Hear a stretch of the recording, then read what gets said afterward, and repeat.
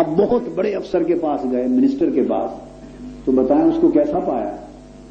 تو اگر یہ جواب دے دیں آپ، یعنی ملنے والا آدمی یہ جواب دے دے، وہ کہے جی وہ سنا تو تھا کہ بڑا آدمی ہے، سنا تو تھا کہ بہت بڑا آدمی ہے، مگر بڑوں والی بات تو کوئی نہیں دیکھی اس میں، وہ تو میرے جیسا ہی تھا، بس یوں ہی ہماتڑ ہی تھا،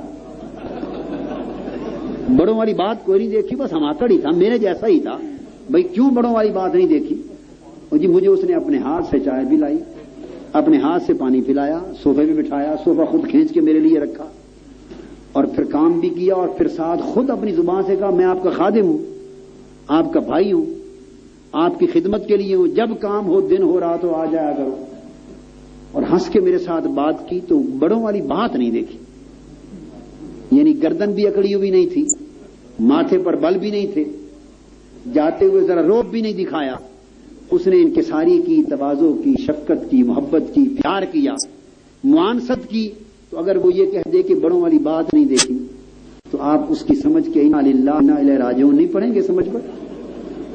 آپ کہیں گے اس کی اس سے بڑی بڑائی کیا ہوگی کہ اتنا بڑا ہو کر تجھ سے تیرا جیسا بن کے پیش آیا، ہائے ہائے، اتنا بڑا ہو کر، اتنا بڑا ہو کر تجھ سے تیرے جیسا بن کے پیش آیا۔ ارے ناداں، اس سے بڑی بڑائی کیا ہے کہ بڑا تو بہت تھا، چاہتا تو تمہیں بھگا دیتا، تیری بات نہ سنتا کہ بے وقت آئے، اتنا بڑا تھا جو چاہتا کر دیتا، مگر اس نے، اور تو ڈر رہا تھا، کانپ رہا تھا، تجھ سے تیرے جیسا ہو کے پیش آیا، اپنے مقام سے اتر کر تیرے پاس آ بیٹھا۔ تو ناداں تو کہتا ہے کہ بڑھائی کوئی نہیں دیکھی، پھر تو نے بڑھائی کا مفہوم ہی نہیں سمجھا۔ وہ جس کی گردن اکڑی رہی، جو تیرے جیسا بن کے تجھ سے نہ ملا، وہ بڑا نہیں، اس میں بڑائی نہیں، وہ ابھی چھوٹا ہے، وہ اسے عظمت کی خبر ہی نہیں۔ عظمت وہ ہوتی کہ جو ہو تو بہت اونچا، مگر چھوٹوں سے ملے تو ان جیسا بن کے ملے۔ ارے ناداں، جس نے ہمارا ڈر دور کرنے کے لیے اپنے آپ کو ہمارے جیسا بھائی اور خادم کہہ کے ایک معانست پیدا کر دی، اور آپ کے ذہن میں یہ خیال آ گیا کہ بڑوں جیسی بات کوئی نہیں، اپنی سوچ کو درست کرو۔ تاجدار کائنات، ساری عظمتیں آقا کی عظمت پہ قربان، ساری بڑھائیاں حضور کی بڑھائی پر قربان۔ وہ عظیم تو اتنے کہ عرش والے بھی نیچے رہ جائیں، وہ بڑے تو اتنے کہ کعبہ قوسین پہ جا بیٹھے، وہ بڑے تو اتنے کہ ملائک کے قدسیوں کی عظمت بھی ان کی عظمت کو چھو نہ سکے، وہ بڑے تو اتنے کہ سدرۃ المنتہا سے گزرے تو فرشتے ان کی ایک جھلک دیکھنے کو ترسے، وہ بڑے تو اتنے کہ جس مکہ کی زمین پہ قدم رکھے خدا اس مکہ کی زمین کی قسم کھائے، وہ بڑے تو اتنے کہ جس مزار پر فرشتے نور کی خیرات مانگنے کے لیے آئیں، وہ بڑے تو اتنے کہ جدھر نگاہ کریں درخت جڑے اکھاڑ کے قدموں میں چلے آئیں، بڑے تو اتنے کہ پتھروں پر توجہ دیں پتھر کلمہ پڑھنے لگے، بڑے تو اتنے کہ چمکتے چاند کو اشارہ کریں اس کا سینہ چر جائے، بڑے تو اتنے کہ ڈوبے سورج کو اشارہ کریں وہ پلٹ کر واپس اثر پہ آ جائے، ارے بڑے تو اتنے کہ مردے کو توجہ دیں ٹھوکر مارے وہ پلٹ کر زندگی میں آ جائے، بڑے تو اتنے کہ چاہے تو ساری کائنات کا رخ بدل کے رکھ دیں، چاہے تو دیکھنے والوں کو ایک مٹھ کنکریوں سے نابینا کر دیں، بڑے تو اتنے کہ پیدائش سے پہلے ان کا نور چمکے تو شام تک کے محل روشن ہو جائیں، ارے بڑے تو اتنے کہ فرش بھی ناز کرے ان کے قدم پر اور عرش بھی ناز کرے ان کے قدم پر۔ اور بڑھائی یہ ہے کہ اتنے بڑے ہو کر جب غلاموں سے ملتے ہیں کہتے ہیں ڈرا نہ کرو میں تمہارا بھائی ہوں، تمہارے ہی جیسا، تم پہ کرم کرتے تاکہ بودھ نہ رہے، دوری نہ رہے۔ ہاں، بیٹھا ہے چٹائی پہ مگر عرش نشیں ہے، بیٹھا ہے چٹائی پہ مگر عرش نشیں ہے۔ تو اصل عظمت یہ ہے، اس پر ہم یہ خیال کر لیں کہ وہ ہمارے جیسے ہی تھے، اتنے بڑے تو نہیں تھے، وہ ہمارے جیسے ہی تھے۔ اگر یہ خیال کر لیں تو ہماری سوچ اور فہم پر انا للہ و انا الیہ راجعون ہونا چاہیے۔ دوستو، منصب نبوت یہ ہے کہ فضیلت اتنی ہو اور مثلیت ایسی ہو۔ تو قرآن مجید نے فرمایا یہ دونوں شانیں محبوب میں کرتی اور قرآن مجید جا بجا مثلیت اور فضیلت دونوں کو جمع کرتا ہے. دونوں کو انہی کے جمع ہونے سے مقام نبوت بنتا ہے. انہی کے جمع ہونے سے نبوت عبارت ہے. قرآن مجید میں دونوں شانیں جمع کر دی, اسی سے نبوت عبارت ہے. ارشاد فرمایا قرآن مجید نے مثلیت کا ذکر کیا. مثلیت کا ذکر کیا. جب مثلیت کے مقام پر آقا بولتے ہیں تعلق مل خلق میں, تواضع میں, انکساری میں, ادب الہی کے آگے جھکے ہوئے جب مثلیت کے مقام پہ بولتے ہیں, فرمایا ما ادری ما یفعل بی ولا بکم. یہ مثلیت کے مقام پر آقا کا کلام ہے, تواضع کے مقام پر کلام ہے, عبدیت اور بندگی کے مقام پر کلام ہے کہ لوگوں یہ تواضع اور بندگی ہے کہ میں تو ڈر رہا ہوں معلوم نہیں میرے ساتھ کیا ہوگا. ڈر رہا ہوں معلوم نہیں میرے ساتھ کیا ہوگا. یہ ہے مثلیت, مثلیت کا کمال. اور فضیلت خود یہ فرما رہے ہیں, خود بولیے یہ فرما رہے ہیں. اور فضیلت رب کیا فرما رہا ہے, عسا ان یبعثک ربک مقاما محمودا. میرے حبیب قیامت کے دن ساری مخلوق تھر تھر کانپ رہی ہوگی اور عرش الہی پر رب کائنات کی کرسی کی دائیں جانب ایک کرسی ہوگی. لوگ پوچھیں گے یہ کرسی کس کی ہے, جواب آئے گا یہ مصطفیٰ کی کرسی. وہ مقام محمود ہوگا, وہ مقام محمود ہوگا اور وہاں کھڑے ہو کر حضور سب کی شفاعت فرما رہے ہوں گے. تو خود فرما رہے ہیں ما یفعل بی ولا بکم, میں ڈرتا ہوں خدا جانے میرے ساتھ کیا ہوگا, خدا جانے تمہارے ساتھ کیا ہوگا.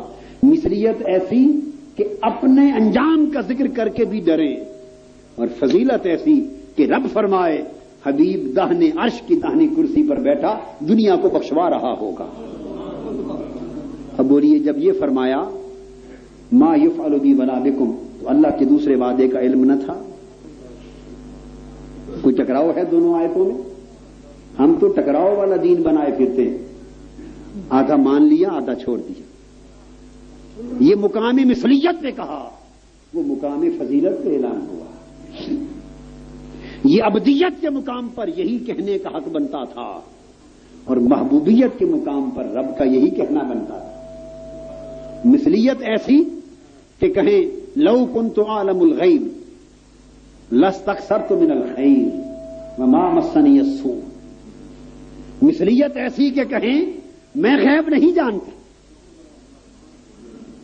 اگر جانتا تو مجھے خود اپنی ذات کو نقصان کیوں پہنچتے, تکلیفیں کیوں پہنچتی. مثلیت ایسی کہ یوں کہیں, بولیے نا, مثلیت ایسی کہ نفی کریں, اور فضیلت ایسی کہ رب کہے وما هو علی الغیب بضنین, جو پوچھو غیب کی بات میرا مصطفیٰ بتاتا ہے.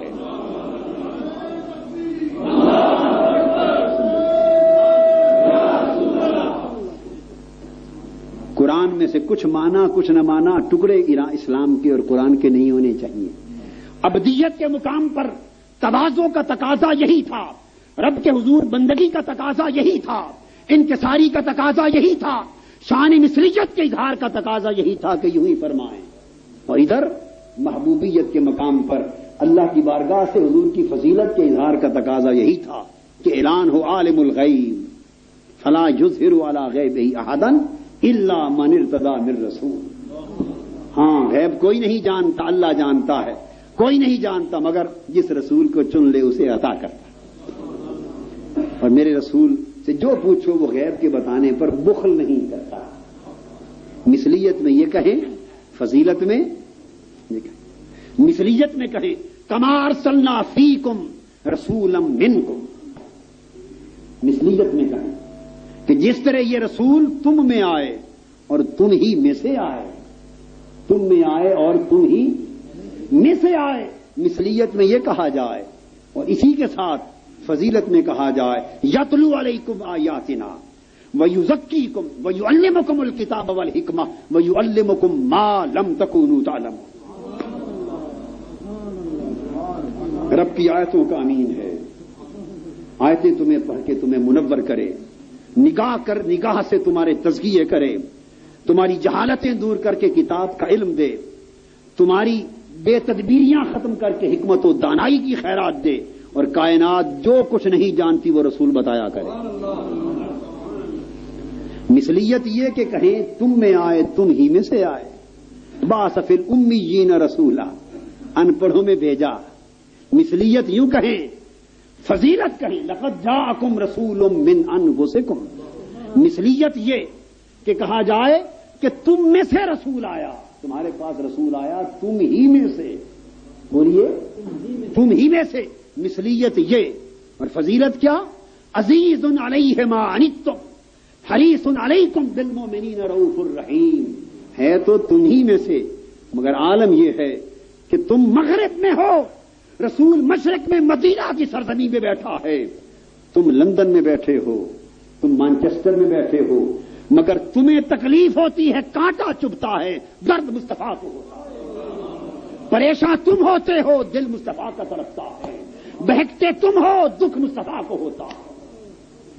فضیلت ایسی کہ تم ہی میں سے ہیں، مثلیت ایسی، فضیلت ایسی کہ تم مشرق میں ہو وہ مغرب میں ہے، تم مغرب میں ہو وہ مشرق میں ہے، جہاں بھی ہو تمہارے ایک ایک لمحے کے حال سے باخبر ہے۔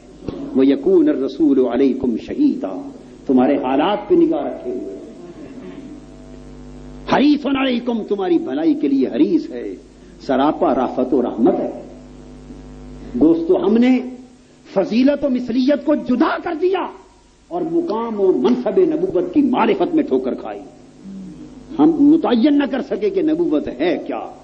نبوت نہ خالی فضیلت کا نام ہے، بولیے نبوت نہ خالی فضیلت کا نام ہے، نہ خالی مثلیت کا نام ہے۔